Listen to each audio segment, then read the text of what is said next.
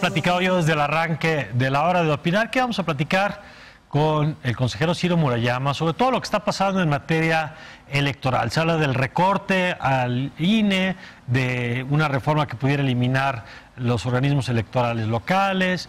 En fin, hay mucha materia que revisar con él y por eso le agradezco que nos acompañe. ¿Qué tal, consejero? Muy buenas noches. ¿Qué tal? Encantado de estar contigo. Muchas gracias, igualmente. Bueno, empezamos por un asunto de coyuntura y ahorita vamos revisando los temas que están ahí. Y es el tema Baja California. ¿Por qué en este caso particularmente, que no es estrictamente de la organización del proceso electoral, de la evaluación, de la fiscalización, hemos visto al INE tan activo, con voces como la tuya, como la consejera Pamela San Martín, pues muy preocupados por lo que está pasando en Baja California? Pues porque es un precedente que puede derrumbar los avances democráticos en el país, que puede sustraer los derechos políticos fundamentales de los mexicanos, en este caso de los baja californianos. Lo que hemos hecho en los últimos años es permitir que sea a través del voto como llegue la gente al poder y como se vaya.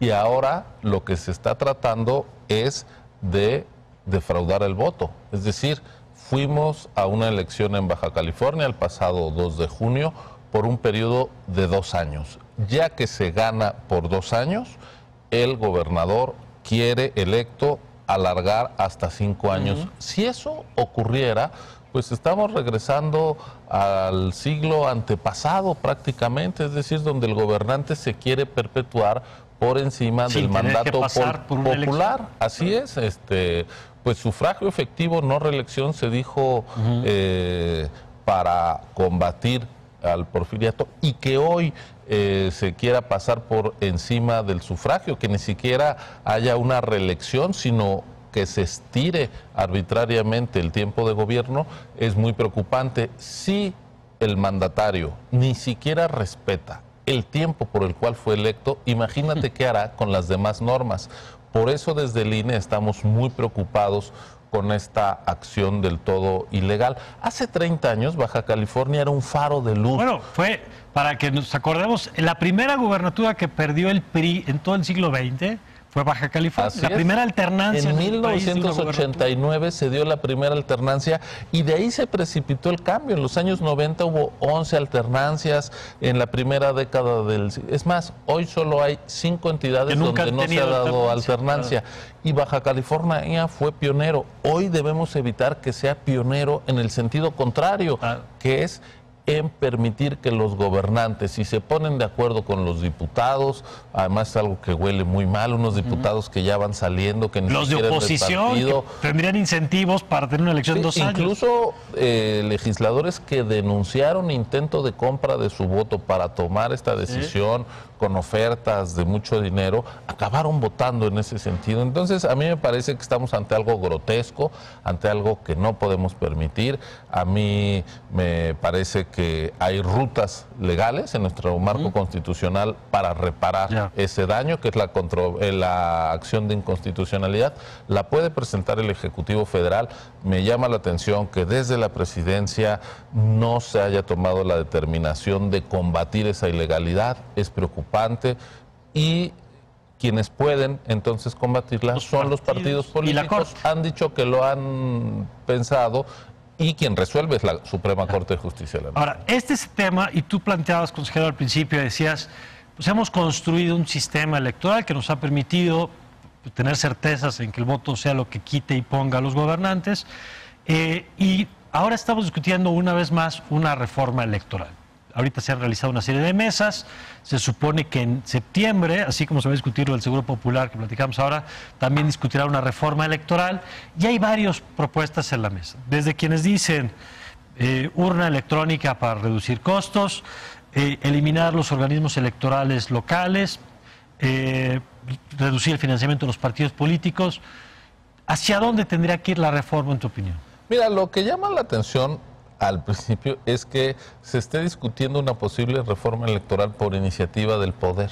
Siempre las reformas electorales han sido en atención a los reclamos de las oposiciones, a los reclamos de las minorías que querían ensanchar el espacio democrático. Hoy es desde una fracción del partido en el gobierno donde se pretende hacer la reforma. y sin estar atentos a lo que dicen las oposiciones. En las mesas que ha habido se generó un consenso de todos los partidos de oposición diciendo hay cosas que no vamos a conceder. Tratar de imponer una reforma electoral por encima de la pluralidad sería delicado, porque la reforma electoral, el tema electoral son las reglas del juego para acceder al poder. Sí. Que desde el poder hagas un embudo, cierres la posibilidad de que las minorías se vuelvan mayorías, pues es un contrasentido democrático. Y hay un dato que yo no me cansaré de repetir. En las últimas 4 elecciones de presidente, del 2000 para acá, 3 veces le dijimos al partido en el gobierno adiós. Es decir, el partido del gobierno, que nunca se quiere ir del gobierno, se fue el PRI en el 2000, se fue el PAN en el 2012 y se volvió el PRI en el 2018, con lo cual significa que algo está funcionando bien. Hay un índice de alternancia del 75% en la presidencia, pero si te vas a ver qué está pasando en las gubernaturas, déjame decirte que entre 2015 y 2019... ya como INE nos ha tocado contribuir a la organización de 35 elecciones a gubernatura, de las cuales en 23 han ganado candidatos opositores, es decir, más de 2/3 partes de los triunfos han sido de las oposiciones. ¿Qué quiere decir?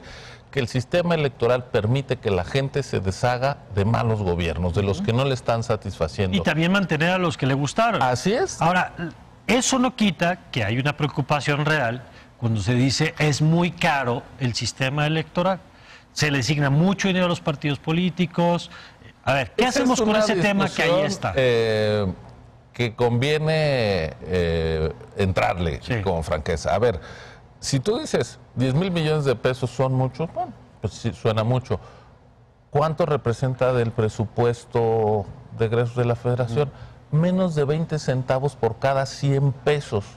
Y va a la baja, es decir, el sistema electoral cada vez distrae menos recursos públicos. Aunque los partidos reciben cada vez más dinero. Los partidos reciben, es prácticamente estable, está en función del padrón, pero el dinero de los partidos no es dinero del INE, es de ellos, ¿no? Y entonces si lo quieren disminuir, pues adelante. Pero tú dirías que hay que distinguir de entrada de la bolsa el dinero del INE y el dinero de los partidos. ¿No? A nosotros nos dicen, es que ustedes le dan mucho dinero a los partidos. No, señores, eso está en la Constitución. Sí. Cámbiese la Constitución y revísese. Nada más con una advertencia.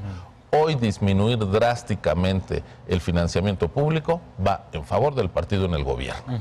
Como ocurría en los años 80, que el partido en el gobierno, entonces el PRI, tenía condiciones asimétricamente ventajosas en las elecciones. Fue hasta que se emparejó la cancha de juego cuando se dio financiamiento público con un criterio de equidad. En 1996 entró esa reforma y en 1997 por primera vez el presidente de la República, que era Ernesto Zedillo del PRI, perdió el control de la Cámara de Diputados. Y perder el control de la Cámara de Diputados quiso decir por primera vez en todo el siglo XX que se activará la división de poderes. Bueno, y 3 años después la presidencia. La primera alternancia. Todo esto que tú recuerdas muy bien, es porque ha habido un piso de equidad. Se puede revisar el financiamiento de los partidos, que se revise. Nada más, no caigamos en el extremo de debilitar a las oposiciones. Para cerrar este tema del financiamiento, hay quien dice, vamos a revisar el financiamiento que se les da localmente, y hay quien dice reducción del 50%, por ejemplo, así de golpe al financiamiento nacional. Sí, pero fíjate, dado los resultados electorales del año pasado, implicaría que Morena, aunque reduzcas el 50%, tendría el doble de financiamiento de lo que tuvo el año pasado y todas las oposiciones la mitad. Es decir, es una medida que tiene destinatarios específicos, beneficiarios y perdedores. Y eso entonces, hay que verlo. Yo creo que las reformas electorales hay que hacerlas con imparcialidad, no para favorecer a unos. No puede ser con destinatario, no puede ser un retrato hablado. Dentro de esta discusión hay un tema que tú me platicabas ahorita antes de entrar al aire, que es el de la representación, que es cómo cuando nosotros vamos a votar, después eso se traduce en cómo se conforma la Cámara. Y me dabas datos que me parecen muy interesantes de qué pasó en la elección federal del 2018. Que no hemos reparado, no hemos aquilatado. Andrés Manuel López Obrador, nuestro presidente, ganó la elección con toda contundencia, con 30 millones de votos que representaron el 53%. No hay de la duda votación. que la gente quiso que fuera el presidente. Y mayoritariamente, ¿no? ¿Sí? Prácticamente 1 de cada 2 mexicanos votó por él, 53%. Pero también hubo otras 2 elecciones federales ese día, que fue la Cámara de Diputados y el Senado. En la Cámara de Diputados y el Senado, la coalición Juntos Haremos Historia no pasó del 44% de los votos. La coalición quiere decir el Morena más el PT más el PES tuvieron 44% de los votos. ¿Qué quiere decir? Que los partidos opositores tuvieron 56% de los votos. Es más, la diferencia de votos entre Andrés Manuel López Obrador y los candidatos al Senado y a la Cámara de Diputados de su coalición es de 5 millones de votos.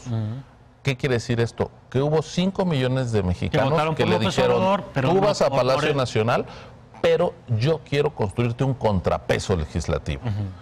Si la mayoría de los mexicanos votó por partidos opositores mayoritariamente al Congreso, uno esperaría que hubiese mayoría de escaños de la oposición. Pasó lo contrario. El 62% de los diputados se le asignaron a los 3 partidos de la coalición, aunque tuvieron el 44% de los votos. ¿Qué quiere decir esto? Que hay una sobrerepresentación de la coalición gobernante que la gente no le dio en el Congreso. Que hubo una distorsión de la voluntad popular depositada en las urnas. ¿Por qué se puede distorsionar la voluntad popular si ya no hay fraude? Claro. No hay fraude en el conteo de votos, pero hay distorsiones que se permiten. Ahora, esto siempre en la ley. Ha existido y entiendo que también alguna vez la justificación era el tema de la gobernabilidad. Pero no ha existido. Desde 1997 hasta 2018, el presidente gobernó en minoría porque no había tenido la mayoría de los votos al Congreso. Esta vez tampoco los tuvo López sí Obrador, los tiene en el Congreso. Pero los tiene el Congreso porque por 2 razones. Una, porque hay una disposición constitucional que permite una sobrerepresentación de hasta el 8%. Esa es una reminiscencia de la cláusula de gobernabilidad que tú mencionas, que era de los años 80, que puso el PRI para no perder el control del Congreso, y quedó en la Constitución. Entonces puedes tener 8% más de los votos, de escaños que de votos. Pero hubo un problema adicional. Las coaliciones lamentablemente están ayudando para distorsionar. Voy a tratar de explicarme. Morena y la coalición ganaron 220 distritos. Sí, de los 300. De los 300, es decir, el 73%, con el 34% de los votos.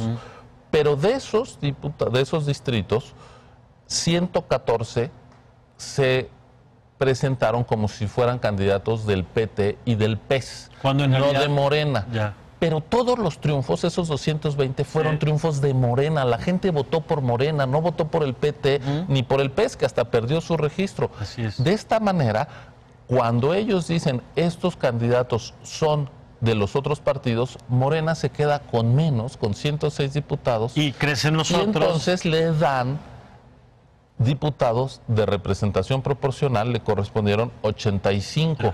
Pero en realidad los que decían que eran diputados de otros partidos eran de ellos. Es así que el día que se instaló la legislatura, Morena dijo, yo tengo 252 diputados. Es decir, ya simplemente se fue una manera de distorsionar la voluntad popular. Pues yo creo que estos temas, como el que platicábamos hace rato, habrá que discutirlos. De pronto son temas técnicos, como esto de la representación, pero son temas importantes que tienen consecuencias políticos, relevantes. Porque la gente, si se hubiera respetado la voluntad popular, si se hubiera traducido fielmente, el presidente no tendría la mayoría en el Congreso, no habría hecho el presupuesto él solo, no estaría cambiando leyes por su voluntad, porque habría un bloque opositor mayoritario. La gente quiso que hubiera un bloque opositor mayoritario y nuestras normas no se lo permitieron. Hay que revisar esas normas. Pues ahora que venga la discusión de la reforma electoral, aquí está un tema que también habría que revisar, junto con el del financiamiento, con la advertencia que señalabas, y por supuesto el tema de Baja California, que no dejaremos de mirar.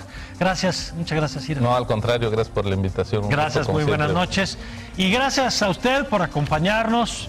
Yo soy Mario Campos, nuevamente en nombre de Leo Zuckerman, le agradezco que nos haya acompañado y le agradezco haber estado aquí. Yo le veo el próximo domingo a las 11 en la Agenda Pública y le deseo, como siempre, que tenga usted una magnífica, pero una magnífica noche.